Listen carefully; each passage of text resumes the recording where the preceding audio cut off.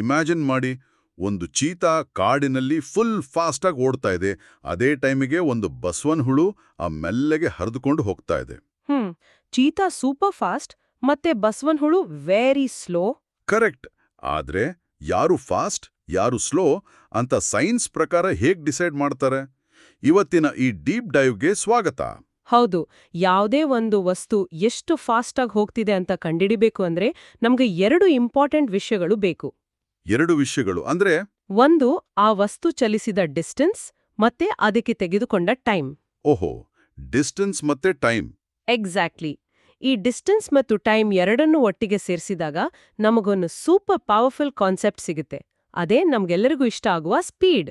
Okay, ಇದನ್ನ ಇನ್ನಷ್ಟು clear ಆಗಿ ಅರ್ಥ ಮಾಡ್ಕೊಳ್ಳೋಕೆ ಸ್ಕೂಲ್ ಬೆಲ್ ರಿಂಗ್ ಆದ ತಕ್ಷಣ ಪ್ಲೇಗ್ರೌಂಡ್ ಕಡೆಗೆ ಓಡೋಗೋ ಮಕ್ಕಳನ್ನ ಕಲ್ಪಿಸ್ಕೊಳ್ಳೋಣ.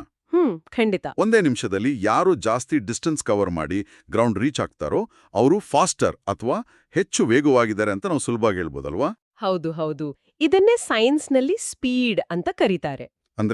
ಅಂದ್ರೆ ಒಂದು ನಿರ್ದಿಷ್ಟ ಟೈಮ್ನಲ್ಲಿ, ಲೈಕ್ 1 ಸೆಕೆಂಡ್ ಅಥವಾ 1 ಗಂಟೆಯಲ್ಲಿ ಒಂದು ವಸ್ತು ಎಷ್ಟು ಡಿಸ್ಟೆನ್ಸ್ ಕವರ್ ಮಾಡಿದೆ ಅನ್ನೋದೇ ಅದರ ಸ್ಪೀಡ್. ಓಕೆ, ಇದು ಆ ವಸ್ತು ಎಷ್ಟು ಫಾಸ್ಟ್ ಆಗಿ ಮೂವ್ ಆಗ್ತಿದೆ ಅನ್ನೋದನ್ನ ಮೆಷರ್ ಮಾಡುತ್ತೆ. ಅದೇ. ಸೊ ಒಂದು ರೇಸ್ ಕಾರ್ ಇರಬಹುದು ಅಥವಾ ನಾವಾಡುವ ರಿಮೋಟ್ ಕಂಟ್ರೋಲ್ ಕಾರ್ ಇರಬಹುದು, ಎಲ್ಲದಕ್ಕೂ ಇದೇ ರೂಲ್ ಅಪ್ಲೈ ಆಗುತ್ತಾ? ಖಂಡಿತ ಆಗುತ್ತೆ. ಜಗತ್ತಿನಲ್ಲಿ ಮೂವ್ ಆಗುವ ಯಾವುದೇ ವಸ್ತುವಿನ ವೇಗವನ್ನು ಅಳೆಯಲು ಒಂದು ಮ್ಯಾಜಿಕ್ ಫಾರ್ಮುಲಾ ಇದೆ. ಮ್ಯಾಜಿಕ್ ಫಾರ್ಮುಲಾನಾ? ಅದೇನು? ಅದೇ, speed equals distance divided by time. ಒಂದ್ ನಿಮಿಷ. Speed equals distance divided by time. Distance ಅನ್ನು ಟೈಮಿಂದ ಡಿವೈಡ್ ಮಾಡಿದ್ರೆ ನಮಗೆ ಸ್ಪೀಡ್ ಸಿಗುತ್ತೆ. ಆದ್ರೆ ನನ್ಗೊಂದು ಡೌಟ್ ಇದೆ.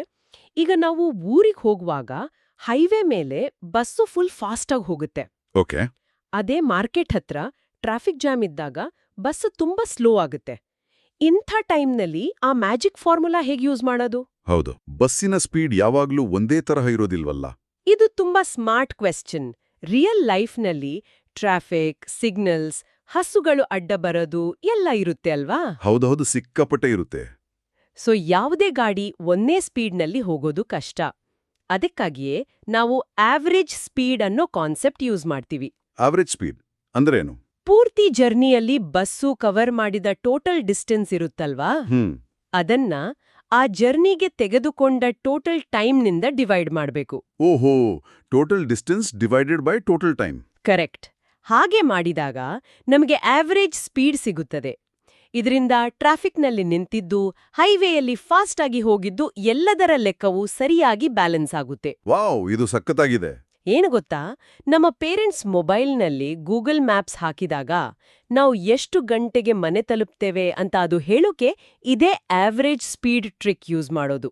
ಗೂಗಲ್ ಮ್ಯಾಪ್ಸ್ ಕೂಡ ಇದೇ ಫಾರ್ಮುಲಾ ಯೂಸ್ ಮಾಡೋದು ಅನ್ನೋದು ನಿಜಕ್ಕೂ ಒಂದು ಇಂಟ್ರೆಸ್ಟಿಂಗ್ ಫ್ಯಾಕ್ಟ್. ಹೌದು. ಈಗ ಇನ್ನೊಂದು ವಿಷಯ, ನಾವು ಹೈಟ್ ಅನ್ನು ಸೆಂಟಿಮೀಟರ್ನಲ್ಲಿ, ವೆಯ್ಟ್ ಅನ್ನು ಕೆಜಿನಲ್ಲಿ ಅಳೆಯುತ್ತೇವಲ್ಲ, ಹಾಗೆ ಈ ಸ್ಪೀಡ್ಗೂ ಅದರದೇ ಆದ ಒಂದು ಲ್ಯಾಂಗ್ವೇಜ್ ಅಥವಾ ಯೂನಿಟ್ ಇರಬೇಕಲ್ವಾ? ಕರೆಕ್ಟಾಗಿ ಕ್ಯಾಚ್ ಮಾಡಿದಿರಿ. ಸ್ಪೀಡ್ ಮೆಜರ್ ಮಾಡೋಕೆ 2 ಮುಖ್ಯ ಯೂನಿಟ್ಸ್ ಇವೆ. ನಾವು ಆಟ ಆಡುವಾಗ ಉರುಳುವ ಚೆಂಡು ಅಥವಾ ಪಾರ್ಕ್ನಲ್ಲಿ ಸೈಕಲ್ ಓಡಿಸುವಂಥ ಚಿಕ್ಕ ಸ್ಪೀಡ್ಗಳಿಗೆ MS ಬಳಸ್ತಾರೆ. MS ಅಂದ್ರೆ metre per second. Exactly.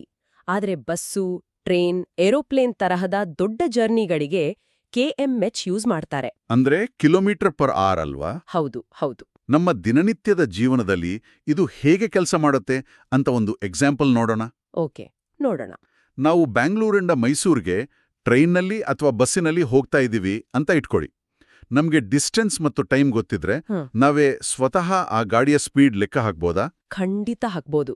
For example, ಒಂದು ಬಸ್ಸು 60 km/h ಸ್ಪೀಡ್ನಲ್ಲಿ ಹೈವೇ ಮೇಲೆ ಹೋಗ್ತಾ ಇದೆ ಅಂತ ಇಟ್ಕೊಳ್ಳಿ. 60 km/h. ಓಕೆ. ಅದು 2 ಗಂಟೆಗಳಲ್ಲಿ ಅಂದ್ರೆ 2 ಅವರ್ಸ್ನಲ್ಲಿ ಎಷ್ಟು ದೂರ ಹೋಗಬಹುದು? ಫಾರ್ಮುಲಾ ಪ್ರಕಾರ ಡಿಸ್ಟೆನ್ಸ್ ಬೇಕು ಅಂದ್ರೆ ಸ್ಪೀಡ್ ಮತ್ತು ಟೈಮ್ ಅನ್ನು ಮಲ್ಟಿಪ್ಲೈ ಮಾಡಬೇಕು. ಅಂದ್ರೆ 60 2 ಇಂದ ಮಲ್ಟಿಪ್ಲೈ ಮಾಡಬೇಕು. ಕರೆಕ್ಟ್. 60 × 2 ಅಂದ್ರೆ 120. ಸೊ 120 ಕಿಲೋಮೀಟರ್ ಡಿಸ್ಟೆನ್ಸ್ ಕವರ್ ಮಾಡುತ್ತೆ ಅಂತ ಆಯ್ತು. ಸೂಪರ್. ಈಗ ಇನ್ನೊಂದು ಚಿಕ್ಕ ಲೆಕ್ಕ ಹೇಳಿ. ಒಂದು ಸೈಕಲ್ ರೇಸ್ನಲ್ಲಿ ಒಬ್ಬ ಹುಡುಗ 2000 ಮೀಟರ್ ಡಿಸ್ಟೆನ್ಸ್ ಅನ್ನು 500 ಸೆಕೆಂಡ್ಸ್ನಲ್ಲಿ ಕವರ್ ಮಾಡ್ತಾನೆ. ಹಾಗಾದ್ರೆ ಆ ಸೈಕಲ್ನ ಸ್ಪೀಡ್ ಎಷ್ಟು? ಇಲ್ಲಿ ಡಿಸ್ಟೆನ್ಸ್ ಅನ್ನು ಟೈಮಿಂದ ಡಿವೈಡ್ ಮಾಡಬೇಕು. ಅಂದ್ರೆ 2000 ಡಿವೈಡೆಡ್ ಬೈ 500. ಹೌದು. ಆನ್ಸರ್ ಏನು? ಆನ್ಸರ್ 4.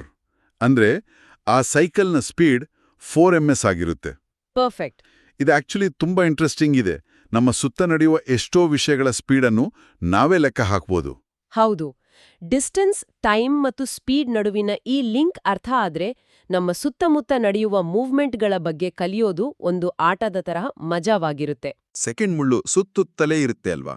ಹೌದು, ಸುತ್ತುತ್ತಲೇ ಇರುತ್ತೆ. ಹಾಗೆ ನೆಲದ ಮೇಲೆ ಮೆಲ್ಲನೆ ಹರಿಯುವ ಒಂದು ಪುಟ್ಟ ಇರುವೆ ಎಷ್ಟು ಟೈಮ್ನಲ್ಲಿ ಎಷ್ಟು ಡಿಸ್ಟೆನ್ಸ್ ಹೋಗುತ್ತೆ ಅಂತ ಒಂದು ಸ್ಕೇಲ್ ಇಟ್ ಮೆಷರ್ ಮಾಡಿದ್ರೆ ಆ ಇರುವೆಯ ಸ್ಪೀಡ್ ಎಷ್ಟಿರ್ಬೋದು? ಓಹೋ, ಇರುವೆಯ ಸ್ಪೀಡಾ? ಹೌದು. ಇದನ್ನ ಲೆಕ್ಕ ಹಾಕಿದ್ರೆ ಎಷ್ಟು ಮಜಾ ಇರುತ್ತೆ ಅಲ್ವಾ? ಒಂದ್ಸಲ ಟ್ರೈ ಮಾಡ್ಬೋದು. ಮುಂದಿನ ಡೀಪ್ ಡೈವ್ನಲ್ಲಿ ಭೇಟಿಯಾಗೋಣ.